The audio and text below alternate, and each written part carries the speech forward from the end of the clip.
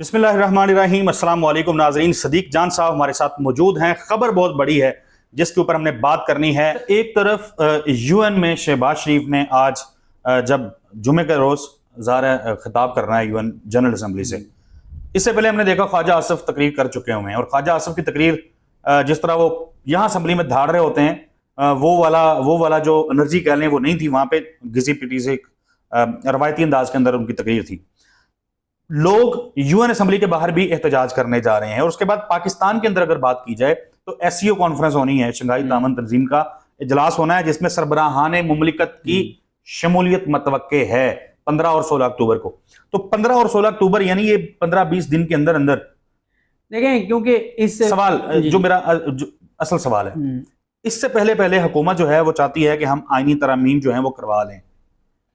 15-16 بہت اہم ہے۔ اس سے پہلے ماضی میں چین کے صدر نے آنا تھا، پی ٹی آئی کا دھرنا تھا، تو آپ کہیں یہ تو نہیں دیکھ رہے کہ جب ایس سی او کانفرنس کے ایام آئے ہوں گے پی ٹی آئی جو ہے کہیں اسلام آباد میں بیٹھی ہو؟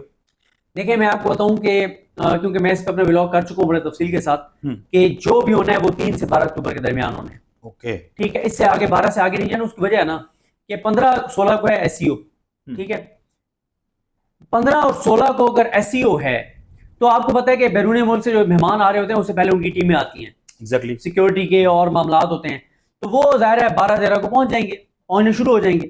15 کو اگر ایک ملک کے سربراہ نے آنا ہے تو 12-13 کو آ جائیں گے۔ وہ 12 یعنی آپ نے جو کرنا ہے وہ 12 سے پہلے کرنا ہے۔ 15 اور 16 کو جب ایس سی او ہوگی تو 16 کے بعد تو پیچھے 8 دن رہ جائیں گے قاضی صاحب کے۔ یہ تو نہیں ہو سکتا نا کہ آپ 16 کے بعد اٹیمپٹ کریں، اور 16 کے بعد تو اتنا کلوز میچ ہو جائے گا کہ وہ تو پھر تحریک انصاف والے ویسے ہی آگے بیٹھ جائیں گے کہ بھائی اب نہیں، اب تو ان کو نظر آ رہا ہوگا کہ صرف 8 دن ہے۔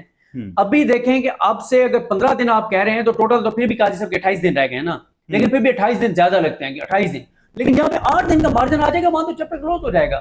لہٰذا سر یہ تحریک انصاف، پاکستان کے لوگ، پاکستانیوں کے لیے، پاکستان کے لیے 15 دن بالکل فیصلہ کن ہے۔ اگر قاضی صاحب کی ایکسٹینشن ہو گئی تو جو تباہی اور بربادی ابھی تک لوگوں نے نہیں دیکھی وہ تباہی اور بربادی بھی آئی، اور اگر قاضی صاحب کی ایکسٹینشن نہیں ہوتی تو اس کے بعد آپ سینٹیمنٹس لوگوں کے دیکھیں نا، پاکستان کے لوگوں کے سینٹیمنٹس دیکھیں، ایک دم چیزیں پازیٹیو ہو جائیں گی، ایک دم لوگ پازیٹیو سوچنا شروع کر دیں گے۔ وہ جو ایک انسرٹینٹی ہے نا پاکستان سے، جس تیزی سے لوگ جا رہے ہیں، جو برین ڈرین ہو رہا ہے، اس کو تھوڑا سا وہ سلو ہوگا۔ ایسا نہیں ہے کہ وہ برین ڈرین رک جائے گا، لیکن وہ تھوڑا سلو ہو جائے گا۔ کیوں؟ لوگوں کو ایک امید پیدا ہو جائے گی کہ نہیں یار، جس شخص نے پاکستان کو تباہ اور برباد کیا مینڈیٹ چوری کروا کے، جس شخص نے اپنی ضد، انا، مفاد، ذات کے لیے، کیونکہ اس کے بھی بیرون ملک سیاست جلا دیں، اس کے لیے کمپرومائز تھا، اس نے جو کچھ کیا، شکر الحمدللہ اس سے پاکستان کی جان چھوٹ گئی ہے۔ اور اس کے بعد آپ دیکھیں گے، میرا خیال ہے کہ جس دن یہ خبر آئے گی نا کہ قاضی صاحب کی ایکسٹینشن نہیں ہو رہی اور چیپٹر کلوز ہو گیا، وہ دن ہوگا جب پاکستان میں سب سے زیادہ کسی ایک دن لوگوں نے نوافل پڑھے ہوں گے شکرانے کے، کوئی شک نہیں۔ وہ دن یہ قاضی صاحب کی ایکسٹینشن کا معاملہ تو الیکشن ڈے سے بھی زیادہ اہمیت اختیار کر گیا۔ سارے میں آپ کو بتاؤں، یہ یعنی آپ اس بات کو بہت سے لوگ مذاق میں لیں گے، لیکن میں کنونس ہوں اس چیز کے اوپر۔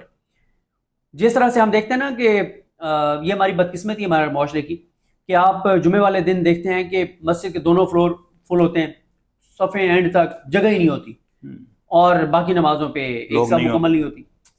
تو جس دن قاضی صاحب کی ایکسٹینشن نہ ہونے کی خبر آئے گی نا، اس دن آپ مسجدوں میں رش دیکھیے گا، لوگ جائیں گے، لوگ مسجدوں میں ویسے بھی جانا چاہیے، جماعت سے نماز پڑھنی چاہیے، یہ ہماری بدقسمتی، ہماری مسجدیں ویران ہو گئی ہیں۔ اس دن آپ مسجدوں میں رش دیکھیے گا، لوگ آ کے جماعت کے ساتھ نمازیں پڑھیں گے، اللہ کا شکر ادا کریں گے، ہر طرف ایک پازیٹیو، ہر طرف ایک خوشی ہوگی، ہر چہرے کے اوپر مسکراہٹ ہوگی، ایک آنکھوں میں امید ہوگی، لیکن آنکھوں میں انتقام بھی ہوگا، نفرت بھی ہوگی، غصہ بھی ہوگا جس شخص نے پاکستان کے ساتھ یہ کیا ہے جو سارا کچھ، لیکن امید بھی ہوگی کہ نہیں یار الحمدللہ اللہ تعالیٰ نے کرم کیا اور اس شخص سے جان چھوٹ گئی ہے، اور اب چیزیں پازیٹیو طرف جانے شروع ہو جائیں گی۔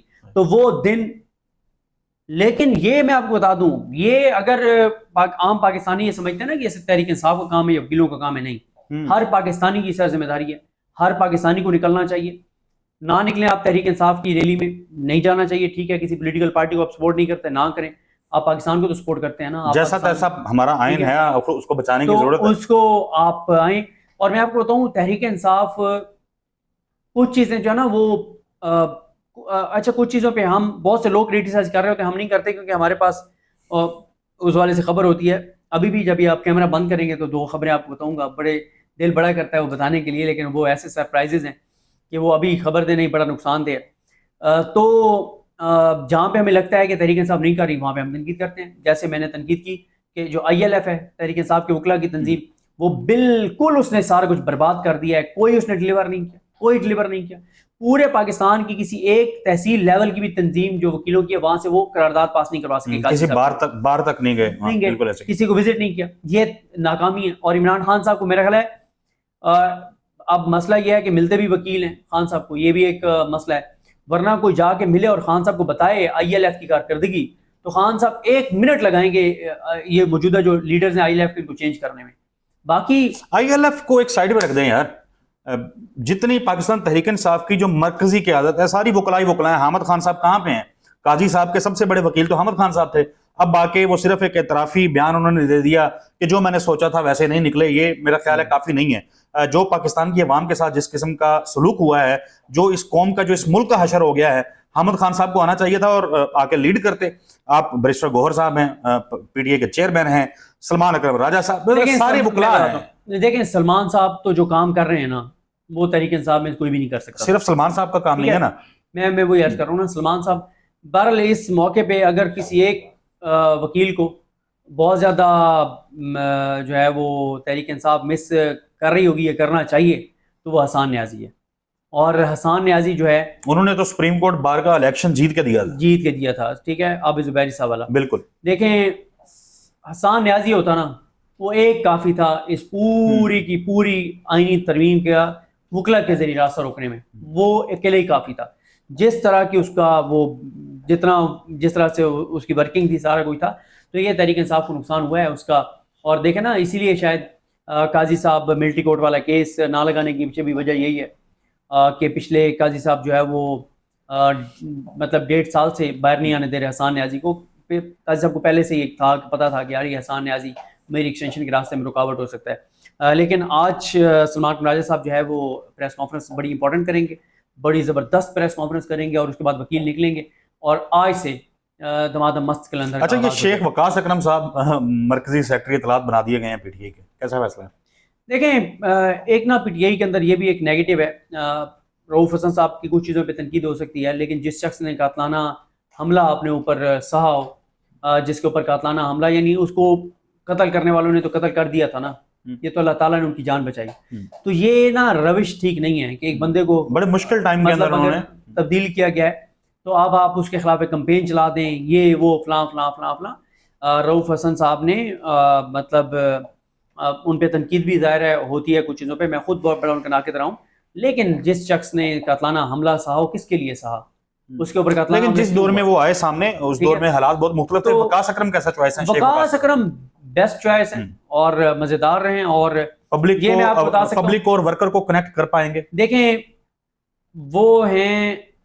وہ سیاستدان ہیں جس کی نبض عوام, وہ سیاستدان ہیں جس کا ہاتھ عوام کی نبض کے اوپر ہے, اور وہ جو اور ان کو وہ پاور کوریڈورز میں رہے ہیں, انہوں نے حکومتوں کو قریب سے دیکھا ہے, حکومتیں بنتی اور گرتے دیکھی ہیں, حکومتیں کیسے ہلتی ہیں انہوں نے یہ دیکھا ہے, حکومتوں کو کیسے ہلایا جاتا ہے وہ یہ جانتے ہیں.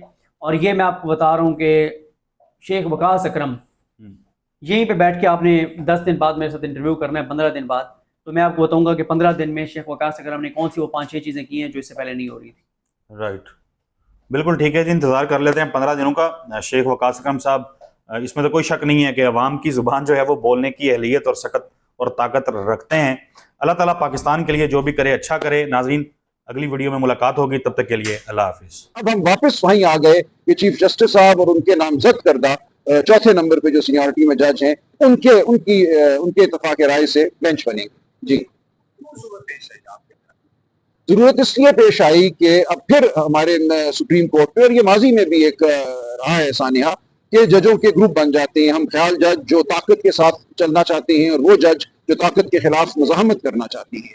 تو ہم یہ دیکھ رہے ہیں کہ اس وقت یہی صورتحال ہے, اور منیب اختر صاحب نے तवातुर से एतराज किया था। जो बेंच बनाया गया मिलिट्री कोर्ट्स में अपील सुनने के लिए 7 मेंबर, वहां भी उनका एतराज सामने आया था। आज जो मुकदमा सुना गया इलेक्शन ट्राइब्यूनल्स के हवाले से, इस बेंच के हवाले से भी उनका एतराज सामने आया था। तो मुनीब अख्तर साहब का मुसलसल ये तकाजा था या राय थी कि हमें बेंच जो है वैसे नहीं बनाने चाहिए जिनमें सिर्फ वही जज साहिबान हों जिनके बारे में ये तासुर है, ये दुरुस्त हो या ना हो, तासुर है कि वो हुकूमत के हिमायती हैं या ताकतवर तबकों के हिमायती हैं। नहीं, देखिए, कानून ये था कि जो भी 3 सीनियर मोस्ट होंगे वो 3 आ जाएंगे, उसमें कोई आपने पिक एंड चूज नहीं करना था। अब पिक एंड चूज की ताकत चीफ जस्टिस साहब को दे दी गई है। वो चाहें तो 11वें नंबर 17वें नंबर से भी किसी को उठाकर इस कमेटी का हिस्सा बना सकते हैं। मुकम्मल सवाबदीद जो है उनको दे दी गई है। तो ये सर ये बताइएगा